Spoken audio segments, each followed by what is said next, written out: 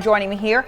Kim, you mentioned you're tracking a front, okay? So does that mean more rain is headed our way? Not too much. Okay. We've got two fronts. One of them is on the weaker side. Okay. And then the next one, that's the one that I think could actually squeeze out a shower or two. All right. But all in all, there's subtle changes, so you're not going to be caught by surprise this week, which is nice. It's just going to be an increase in temperature, a slight decrease, and then eventually a little added moisture. But notice, I have zeros for the rain potential over the next 5 days. The green that you see on these snapshots, I think that's mainly going to be some increase in humidity. Could you see an isolated shower as early as Saturday? Possibly, but I think your highest chance of seeing rain doesn't even roll in until Sunday. Right now, all we have to worry about is how we're going to enjoy the sunshine. So if you didn't have any plans for today after work, you might want to pencil something in. Maybe just an outdoor walk at Memorial Park, going to Herman Park. It's all looking lovely, traffic flowing smoothly from the Gulf Freeway, looking back towards downtown. Speaking of Herman Park, beautiful shot. It is looking lush. It is looking like a perfect winter day, and it's all because of this high pressure system that's moved in that's cleared out our skies. It is also giving us a little boost in the temperatures. It was quite chilly yesterday, so I'll take a little increase in the warmth. Lots of sunshine again for tomorrow, and in fact those temperatures keep increasing. Now we're moving from the mid 60s today to the mid 70s tomorrow, but look at what's right behind that. It's the weaker front I was talking to you about.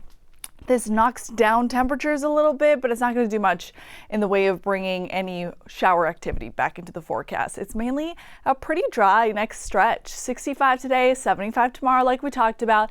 And then behind that weak front, we drop those temperatures back down, but only to the upper 60s, and that's actually exactly where we should be for this time of year.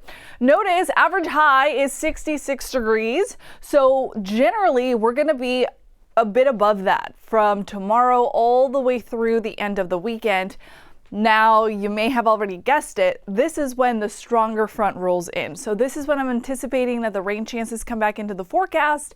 It's certainly when we're going to start to see a drop in temperatures that's a little bit more noticeable, but it's only going to be momentary because I know we got lots penciled in for the month, holiday parties, travel to see our relatives, getting gifts, errands for the kids.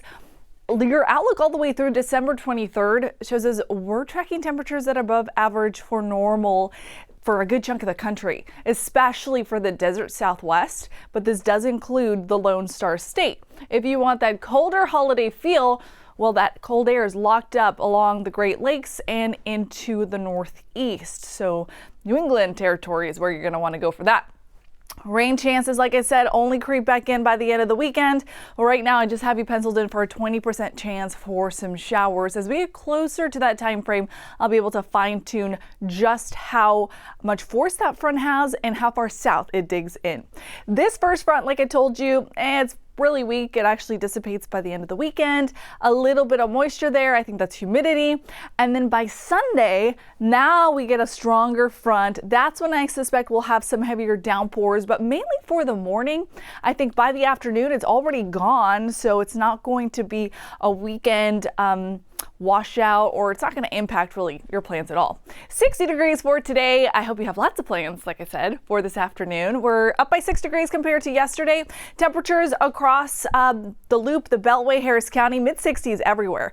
65 for Jersey Village, Hunters Creek, you max out at 65 too. Let's take you up the North Freeway to Conroe, 64, and in Huntsville, you max out at 63.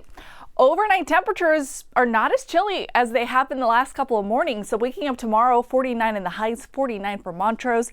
I think I am going to get up early and do a run under these really comfortable temperatures. It was a little too chilly for me the last couple of mornings, but the 40s are picture perfect.